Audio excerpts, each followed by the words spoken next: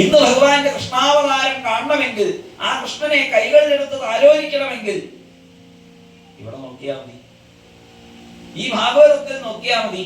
ശ്രീമദ് ഭാഗവതാഖ്യോയം പ്രത്യക്ഷ കൃഷ്ണ ഏവ ഹി. ശ്രീമദ് ഭാഗവതാഖ്യമാകുന്ന ഇത് പ്രത്യക്ഷ കൃഷ്ണൻ തന്നെ, സംശയമില്ല. അതുകൊണ്ട് മോഹമുള്ളവർക്കൊക്കെ ഈ കൃഷ്ണനെ ആശ്രയിക്കാം, ആരാധിക്കാം, കൈകൊണ്ടെടുത്തത് ആലോചിക്കാം, മാറോടനയ്ക്കാം, ശിരസിൽ വയ്ക്കാം, എന്നെന്നും കാണാം, കേൾക്കാം.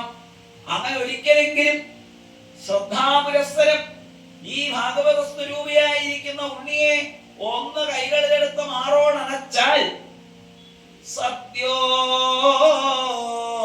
ഹൃദ്യവരുദ്ധ്യതേ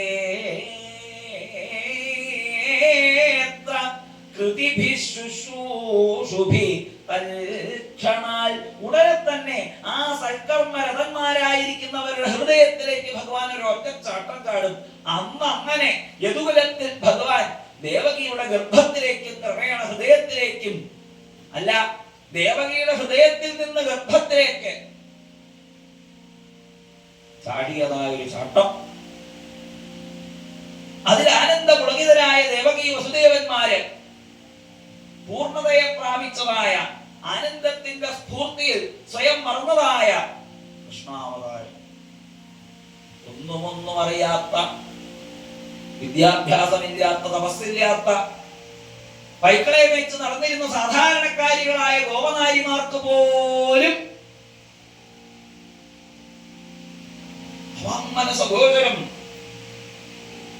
നയസ്യ ദേവാ ഋഷയ പദം വിദു ജന്തു പുനഃ കോർഹതി ഗന്തുവീരിതും യഥാ നരസ്യാകൃതിഭിർവിചേഷ്ടതോ ദുരത്യയാനുക്രമണ സഹ എന്ന് അറിവുള്ളവർ പ്രശംസിക്കുന്നവനാണ് ഭഗവാൻ. യസ്യ പദഃ, യാതൊരു ഭഗവാന്റെ പദവിയെ ദേവാനവിദുഃ, ദേവന്മാർക്ക് അറിയില്ല. വേദാഃ നവിദു, വേദങ്ങൾക്കറിയില്ല. അങ്ങനെ ദേവന്മാർക്കും വേദങ്ങൾക്കും പിടികിട്ടാത്ത പദവിയിലിരിക്കുന്ന ഭഗവാനെ ജന്തുഃ പുനഃ കഹ അരിഹതി, ഏത് ജന്തുവിനാ പിന്നെ അറിയാൻ പറ്റുക? ജന്തു വെച്ചാൽ ജനിച്ചിട്ടുള്ളതൊക്കെ ജന്തു. വേദങ്ങൾക്കും ദേവന്മാർക്കും പിടികിട്ടാത്ത ദുരത്യയാനുക്രമണ, കടക്കാൻ പറ്റാത്തതായ പടവുകൾ കടന്നാൽ മാത്രം എത്തുന്ന ആ ഭഗവത് പദവിയെ കുറിച്ച് ആരറിഞ്ഞു എന്ന് യോഗികൾ പുകഴ്ത്തുന്ന ആ ഭഗവാനെ ബ്രഹ്മനും ഇന്ദ്രനും മനതിൽ പൊറാമൈക്കൊള്ള ഉരലിൽ കട്ടി വായ്പൊത്തി കഞ്ചവൈത്തായി. ബ്രഹ്മാദികൾ നോക്കി നിൽക്കെ, തപസ്സില്ലാത്ത, ജ്ഞാനമില്ലാത്ത, വേദാദികൾ പഠിക്കാത്ത, വലിയ വലിയ യാഗയോഗങ്ങളൊന്നും ചെയ്യാത്ത, യാഗയോഗ ത്യാഗ ആദികളൊന്നും ചെയ്തിട്ടില്ല ആ യശോദ. പക്ഷേ ആ യശോദയ്ക്ക് ഈ ഉണ്ണിയെ കെട്ടിടാൻ സാധിച്ചിരിക്കുന്നു. കടക്കളാവിടെ എന്ന് പറഞ്ഞു പോണ സമയത്ത് വായ്പൊത്തി കഞ്ചവൈത്തായി, ഇനി വേണ്ടിയിട്ടുണ്ടെങ്കിൽ എന്ന് പറഞ്ഞു വായടപ്പിക്കാൻ ആ ഗോപനാരിക്ക് സാധിച്ചിരിക്കുന്നു. അങ്ങനെയുള്ള ഒരു ഭാഗ്യം ഏത് സാധാരണക്കാരനും അനുഭവിക്കാൻ സാധിക്കട്ടെ. ധർമ്മനിഷ്ഠ കൊണ്ട് അനുഭവിക്കേണ്ടതായിട്ടുള്ള പരമാനന്ദം, ശ്രദ്ധയാ വേദാന്ത വിചാരം ചെയ്തിട്ട് അനുഭവിക്കേണ്ടതായിട്ടുള്ള പരമാനന്ദം, യോഗമാർഗത്തിൽ പ്രാണായാമം കൊണ്ടും പ്രത്യാഹാരം കൊണ്ടും ധാരണ കൊണ്ടും ധ്യാനം കൊണ്ടും അനുഭവിക്കേണ്ട സമാധിയുടെ സുഖം, കുണ്ഡലിനിയിൽ ഇരിക്കുന്നതായിട്ടുള്ള ഉറങ്ങിക്കിടക്കുന്ന ചൈതന്യത്തെ ചക്രങ്ങളായിട്ട് പടിപടിയായി ഉയർത്തി സഹസ്രാരത്തില് മുട്ടിക്കുമ്പോൾ യോഗി അനുഭവിക്കുന്നതായ ബ്രഹ്മാനന്ദം, അതെന്താ സാധാരണക്കാർക്ക് അപ്രാപ്യ?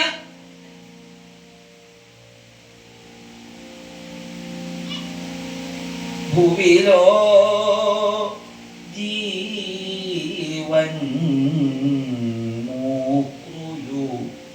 ഇങ്ങനെ ജീവൻ മുക്തരായ ആൾക്കാർക്ക് മാത്രമുള്ളതാണോ മോക്ഷമോ? അതവർക്ക് മാത്രമേ കൊടുക്കുള്ളൂ. അറിവില്ലാത്തവർക്ക് ഇത് കൊടുക്കില്ലേ ഭഗവാനെ? സാധാരണക്കാർക്ക് ഈ ബ്രഹ്മാനന്ദം അനുഭവിക്കാൻ യോഗ്യതയില്ലേ? ഉപനിഷത്തുക്കളൊക്കെ പറയും ഇതൊക്കെ നമ്മുടെ അവകാശമാണ്. എന്ത്? ഇവിടെ ജനിച്ചവർക്കൊക്കെയും ബ്രഹ്മാനന്ദം അനുഭവിക്കുക എന്നുള്ളത് നമ്മുടെ അവകാശമാണ്. ചോദിച്ചു മേടിക്കൂ ഭഗവാനോട്. അങ്ങനെ ചോദിക്കാൻ ചിലരൊക്കെ പുറപ്പെട്ടു. സാക്ഷാത്കാരണീ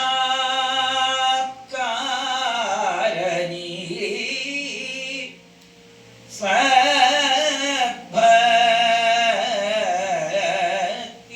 കുറച്ച് ഭക്തിയുള്ളവർക്ക് ഇതില്ലേ കിട്ടില്ലേ? ഭഗവാൻ പറഞ്ഞു, ആര് പറഞ്ഞു കിട്ടില്ല എന്ന്? ബ്രഹ്മാവേ, എല്ലാരോടും വിളിച്ചറിയിച്ചോളൂ, ഞാനിതാ ഓടിച്ചാടി കളിക്കാൻ പോണു. വൃന്ദാവനത്തിൽ വന്ന് മധുരയിൽ അവതരിച്ച വൃന്ദാവനത്തിലെ പുൽത്തകടികളിൽ, യമുനാനദികളുടെ തീരങ്ങളിൽ, ഗോവർദ്ധന പർവ്വതത്തിങ്കൽ ഞാനിതാ ഏത് ലീലകൾക്കും പാകത്തിലുള്ള ഒരു വേഷം കെട്ടിയിട്ട് വരാൻ പോണു. ആരും എന്നെ കിട്ടിയില്ല എന്ന് പറഞ്ഞാൽ ഇനി പരാതി പറയാൻ പാടില്ല. മോഹമുള്ളവർക്കൊക്കെ ഇനി താമരപ്പൂവിന്റെ തിളകൾ കർണികാലത്തെ ചുറ്റിയതുപോലെ എന്റെ ചുറ്റും വന്നുകൂടാം, എന്നോടൊപ്പം കളിക്കാം, എന്നോടൊപ്പം ചെറുക്കാം, എന്നോട് തല്ലുകൂടണമെന്ന് മോഹമുള്ളവർക്ക് അതും ആവാം. ആഹാ, തല്ലുകൂടാനും ചാൻസ് ഉണ്ടോ? എന്നാ ഞങ്ങൾ ചില തല്ലുകൂടാനായിട്ട് പുറപ്പെടാം. തല്ലില്ലാണ്ട് നാടകത്തിൽ എന്താ രസമുള്ളത്? സ്റ്റണ്ടില്ലാണ്ട് എന്ത് നാടകം? എന്നാ ഞങ്ങളും പുറപ്പെടാം.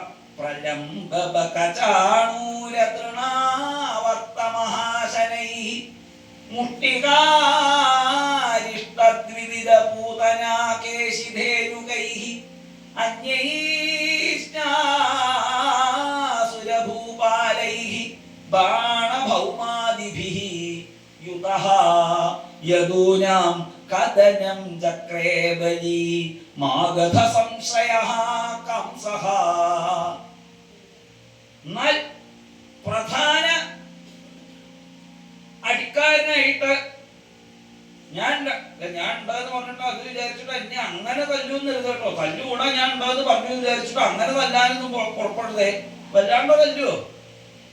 ഇല്ലാണ്ട് തല്ലില്ലല്ലോ. എന്നാലേ കേട്ടോ ഞാൻ റോൾ എടുക്കുള്ളൂ എന്നൊക്കെ പറഞ്ഞ് കംസനായിട്ട് ഒരു യുദ്ധം അവതരിക്കാൻ തയ്യാറായി.